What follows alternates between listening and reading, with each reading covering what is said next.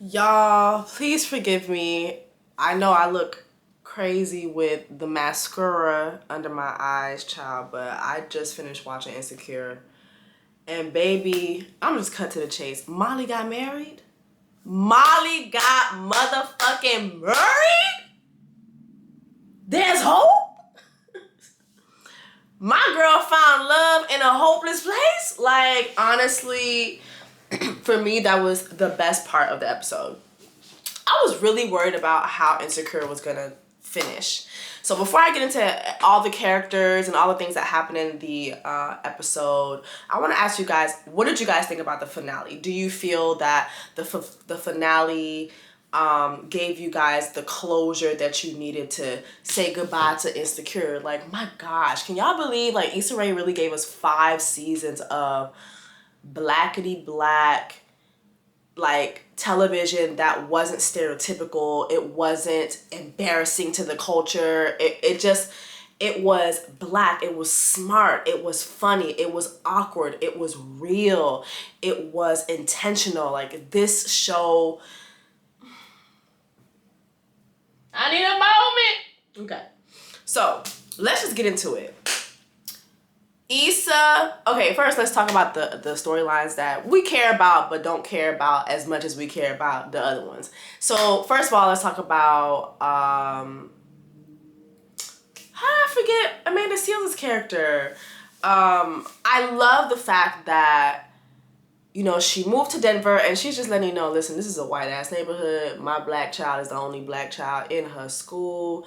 I ain't feeling it. I ain't got no job yet. I did not sign up to be Housewives of Denver. Like, she just, it's not all flowers and rainbows, and I like that because that's fucking real life. Like, how many times do you move to another city, or you move for your spouse, or you make these life decisions and it's like, damn, like, this shit is not really as lit as I thought it was gonna be. So I like that, and I like that her friends were there to support her. Kelly getting pregnant?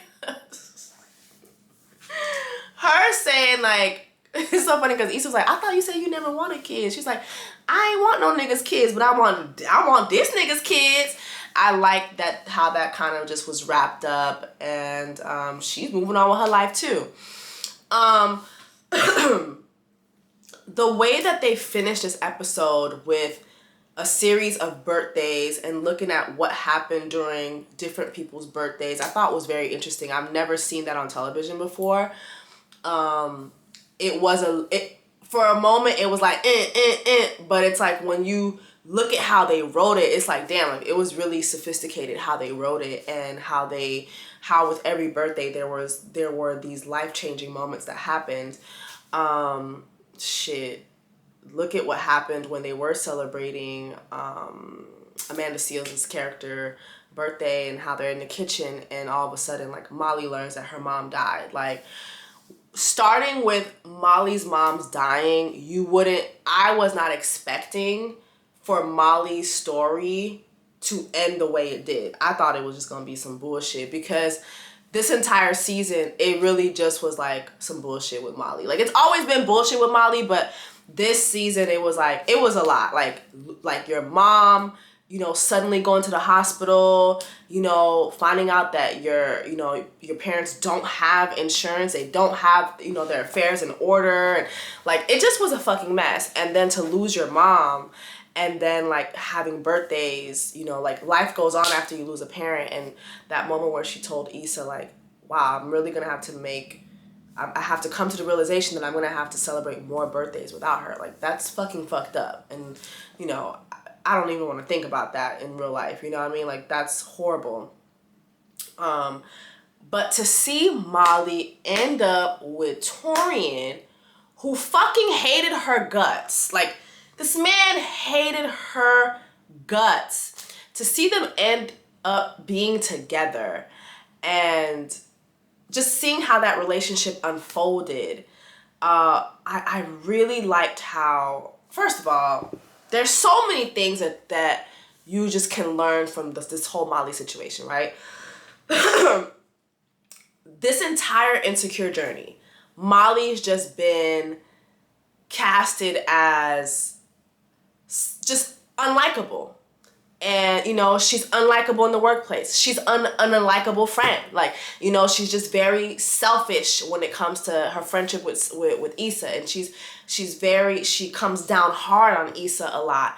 And then when you look at her in the workplace, it's like, you know, I remember in the beginning of the series, like the little ghetto girl that was in the office and she was trying to, you know, mentor, and it was like, no bitch, you know, or like, you know, when she tried to make friends with the other black workers, it didn't work either.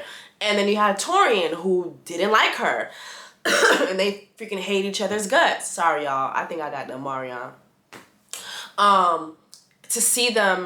To see her fall in love, to see how throughout all the seasons, just her love life has been shitty. Like bad decision after bad decision after bad decision. And watching her tell Torian in the last episode, like, you know what? Like, I'm really scared that you're gonna get tired of me. That was such a real moment. That was such a real moment. And I feel like how many of us have been in those shoes and we're scared to say that to a guy, you know? Another thing I liked about, well, Torian was like, I'm not gonna get tired of you. Like, the more she pressed toward him, he pressed toward her even more. And I feel like, damn, like that's that reciprocity that we be looking for, right? That's so hard to find. And there was one thing that I loved about Torian too, when she found out about her mom and her mom going through it, and you know, they had a date scheduled and she had to cancel. He sent over food. It's like, how, y'all, you'd really be surprised at how difficult it is to find considerate men. Like a man who knows that you're going through something and he's just not like, oh, I'm sorry to hear that, or I'm sorry you're going through that. Not only does he give you the I'm sorry, but he follows it up with actions to let you know, hey, I'm here. I want to make sure that you ate tonight. I just want to make sure you eat dinner. I just want to make sure that you drink. Just a man who will do things for you that he doesn't benefit from. You know how hard it is to find that? Like, it's really, really hard to find that. And a lot of times when you do find it, a man will remind you what he did. And it's just beautiful to see her, somebody with such a strong personality that is more common than not, find a man to love her. I think that's very important for Black women to see, because Molly is literally the essence of the modern day women that you hear, the modern day woman that you hear all these Kevin Samuel niggas talking about how it's over for us, how it's over for the modern day woman, and nobody's gonna love you and nobody wants to be with that. And it's really not true. And yeah, this is a show, but what I love about Insecure is it reflects real life. It reflects real life. And it's just a reminder that you can be a modern day woman and still find love. Like, there is a place for you when it comes to love, your love life. There's someone out there that's going to love you, going to cherish you, going to be there for you, going to marry you. And just watching it, like, I cried my eyes out because it was like, damn, there's hope. There is hope.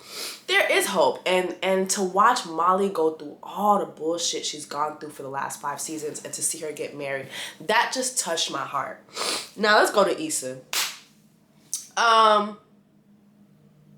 What's his damn name? Nathan. Seeing Nathan show up at her birthday party, I was like, oh my God, just die. Oh my God, just go the fuck away. And I was so happy that didn't go anywhere.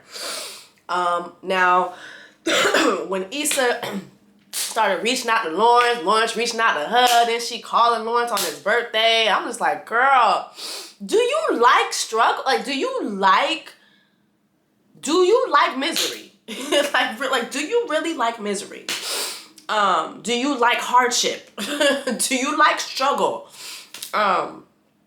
You know, I didn't know how to feel about that. I wasn't surprised though, but I didn't know how to feel about that because it's like throughout their entire journey, it's just shown you over and over again that this shit right here, to make this relationship work, you gotta go through the ghetto. Like, there's not gonna be any like back ways. Like, it's the ghetto. That's it. It's the ghetto.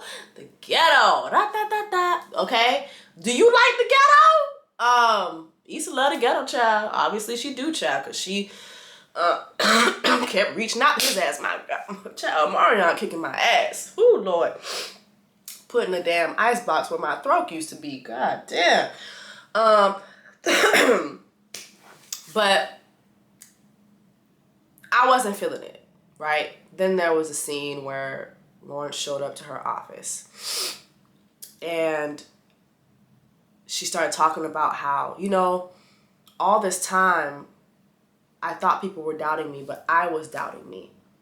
This entire time, I basically had put it in my head that this really wasn't going to work. But when I believed that it worked, it started to work. And Lawrence looks at her and he says something like, well, do you believe it's going to work? And Issa said, I'm willing to find out.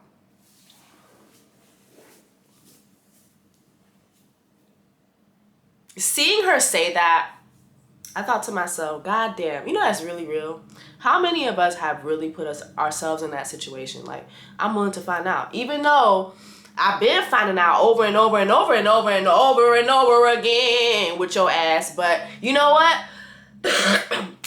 I'm willing to sign up for more heartbreak. I'm willing to sign up for more hardship. I'm willing to sign, like, she's like, I'm willing to do this.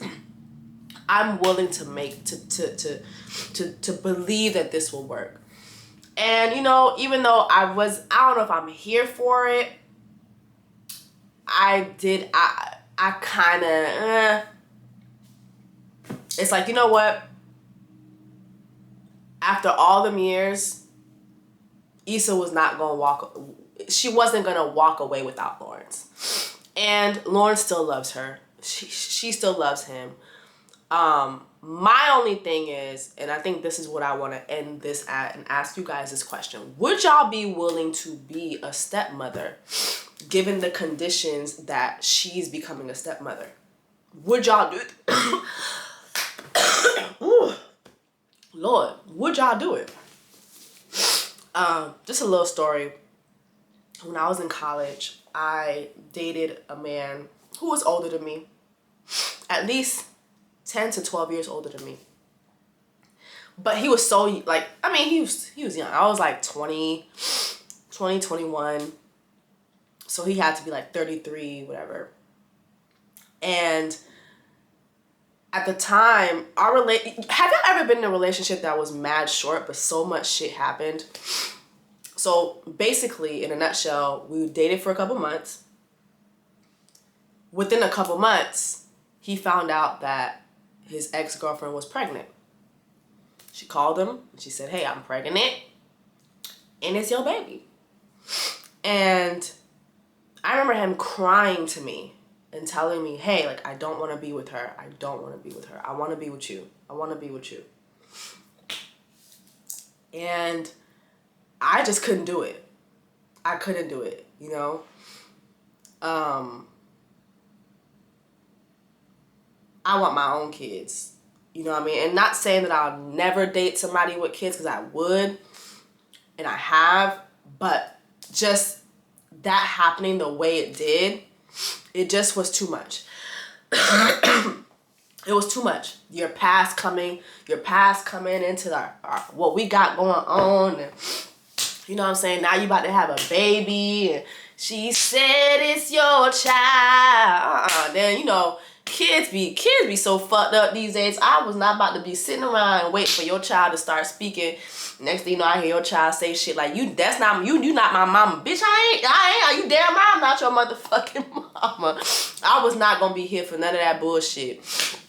Now, of course, My situation was a little different. You know, Issa had years invested into Lawrence, but I don't know that I could look past that, y'all. Like, could y'all really look past all that and make it work with someone? I guess love determines that. The amount of love that you have for that person determines that. I don't know. Anyway, what I do know is this finale had me in tears. Another scene that had me in tears was Molly and Issa in the bathroom when she was helping Molly get out of her wedding dress. You know, they just been through so much, and to see them wrap it up in a way that shit, I think season 3, we was all looking at their ass like, man, season 3 going into season 4, we was like, yeah, nah, this ain't it. Molly gotta go. Molly gotta fucking go.